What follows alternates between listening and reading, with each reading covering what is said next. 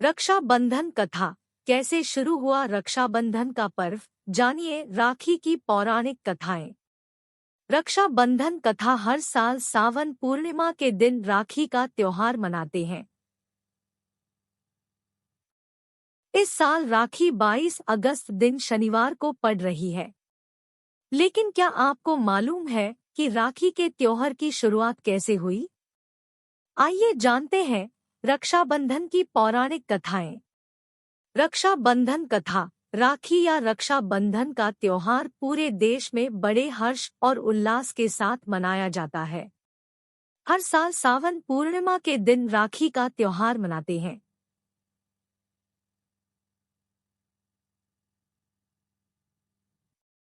इस साल राखी 22 अगस्त दिन शनिवार को पड़ रही है।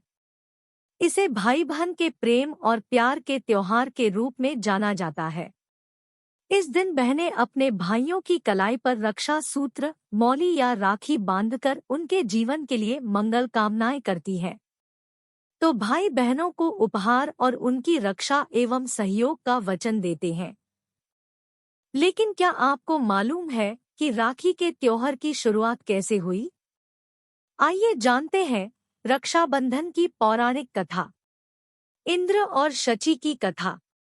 रक्षाबंधन की शुरुआत को लेकर कई धार्मिक तथा पौराणिक कथाएं प्रचलित हैं। लेकिन माना जाता है कि सबसे पहले राखी या रक्षासूत्र देवी शची ने अपने पति इंद्र को बांधा था। पौराणिक कथा के अनुसार जब इंद्र वृत्तासुर से युद्ध करने जा रहे थे तो उनकी रक्षा की कामना से देवी शची ने उनके हाथ में कलावा या मौली बांधी थी। तब से ही रक्षा बंधन की शुरुआत मानी जाती है। देवी लक्ष्मी और राजा बलि की कथा। कथा के अनुसार जब भगवान विष्णु ने वामन अवतार के रूप में राक्षस राज बलि से 3 पग में उनका सार राज्य मांग लिया था और उन्हें पाताल लोक में निवास करने को कहा था, तब राजा बलि ने भगवान विष्णु को अपने मेहमान के रूप में पाताल लोक चलने को कहा, जिसे विष्णु जी मना नहीं कर सके। लेकिन जब लंबे समय से विष्णु भगवान अपने धाम नहीं लौटे तो लक्ष्मी जी को चिंता होने लगी।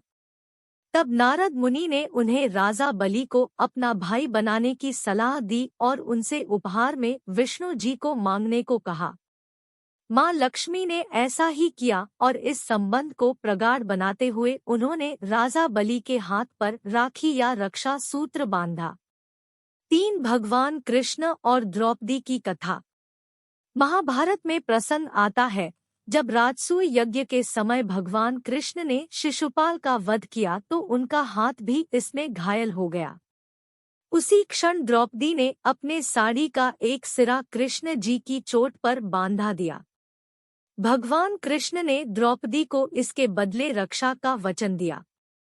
इसी के परिणाम स्वरूप जब हस्तिनापुर की सभा में दुशासन द्रौपदी का चीर हरण कर रहा था तब भगवान कृष्ण ने उनका चीर बढ़ाकर द्रौपदी के मान की रक्षा की थी।